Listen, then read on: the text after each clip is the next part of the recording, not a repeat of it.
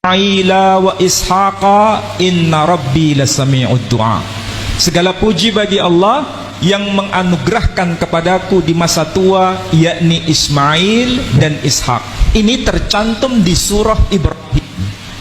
Perhatikan tuh baik-baik. Bukan bermaksud saya menggurui beliau, tapi ini coba kita resapi maknanya. Kenapa tercantum di surah Ibrahim menjelaskan Ismail dan Ishak?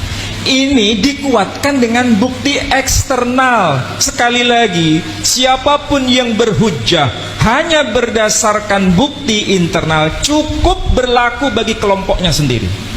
Tidak perlu memaksa kelompok lain.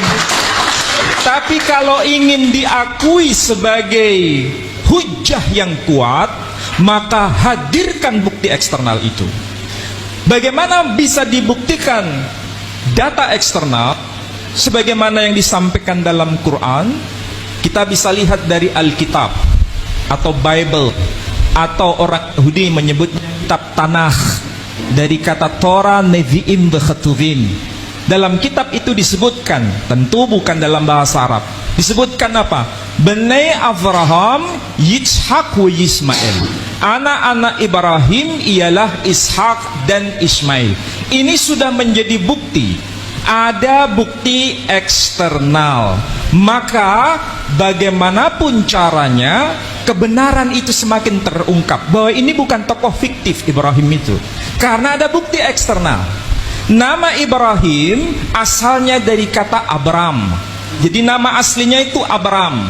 Abram ben Terah ben Nahor.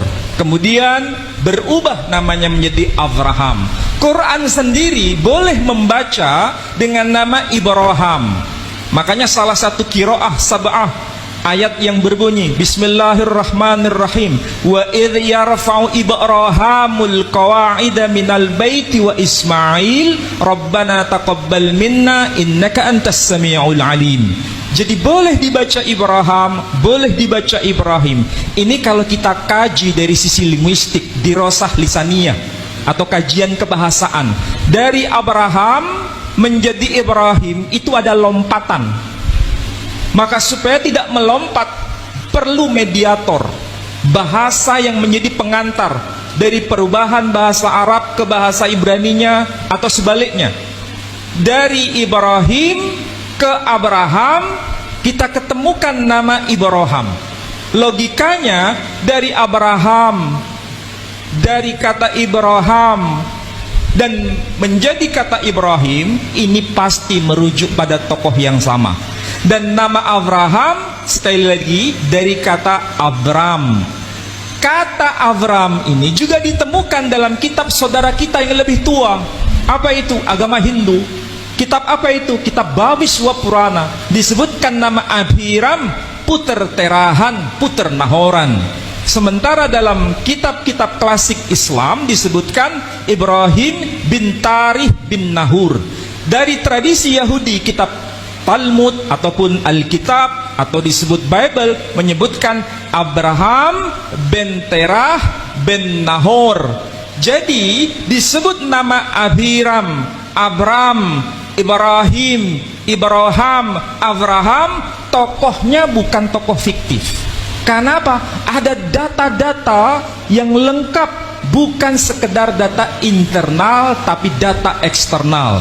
Ada data yang lebih senior, ada data yang lebih terakhir. Semuanya itu kalau dikumpulkan merujuk pada fakta, bukan fiksi. Ini cara kita berpikir waras dan sehat. Kecuali kalau berpikir yang tidak waras, hanya klaim sepihak.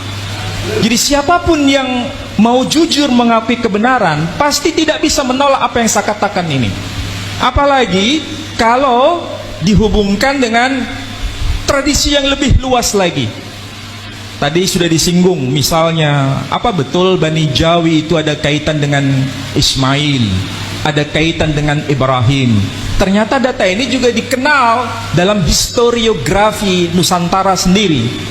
Tokoh Aji Saka itu bukan hanya diakui di kalangan orang Jawa, orang Sunda juga mengenal itu, Aji Saka. Kalau di Jawa menyebutnya Aji Soko, di Madura juga mengenal itu, nama tokoh itu. Dan kalau yang manuskrip yang Jawa menyebutkan bahwa orang Jawa itu dikenal dengan sebutan Bani Jawi, tapi dalam makna sempit, bukan dalam makna lebih luas. Dan disebutkan wayahipun Nabi Ismail. Itu perlu dibahas sebetulnya, karena orang Jawa sendiri kebanyakan yang generasi milenial ini jarang sekali buka-buka manuskrip, jarang sekali buka-buka data tradisi mereka sendiri. Kebanyakan mereka belajar dari sisi tradisi asing. Nah, berkaitan dengan itu, maka perlu namanya penyadaran bahwa negeri kita ini jangan sampai kita buta dengan sejarah kita sendiri. Saudara-saudara yang generasi muda punya kewajiban untuk menelusuri kembali kekayaan budaya kita. Artefak kebudayaan kita itu begitu luar biasa. Maka inilah waktunya bagi saudara-saudara untuk merefleksi diri.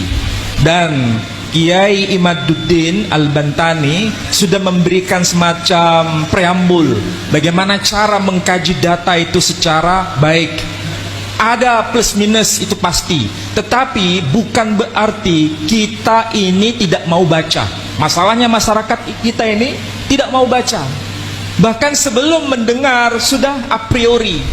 Bahkan karena terlalu tradisi itu begitu mengakar lama, sehingga ketika menemukan sesuatu informasi yang sepertinya asing dianggap sebagai yang salah.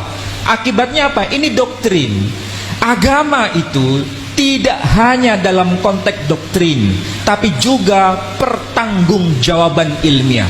Saya yakin saudara-saudara yang ada di depan saya dan para ulama yang ada di samping kanan dan di samping kiri saya ini punya kewajiban moral untuk memberikan penyadaran kepada anak-anak muda, kepada bangsa besar ini, supaya beragama bukan sekedar doktrin, apalagi halu. Itu sangat-sangat tidak berkenan. Maka yang penting adalah bagaimana beragama dengan pertanggungjawaban moral, sehingga menjelaskan Islam itu dengan cara yang benar, menjelaskan Islam itu dengan cara yang benar-benar akademik, dari bukti internal dan bukti eksternal. Itu minimal. Dan tentu saja ini tidak mudah. Perlu pertanggungjawaban studi yang semakin meningkat dari hari demi hari. Saya kira demikian yang bisa saya tambahkan. Saya tidak bermaksud untuk mengulang kembali, tapi saya hanya memberikan semacam informasi secuil saja yang bisa bermanfaat untuk saudara-saudara sekalian. Saya kira demikian. Wassalamualaikum warahmatullahi wabarakatuh.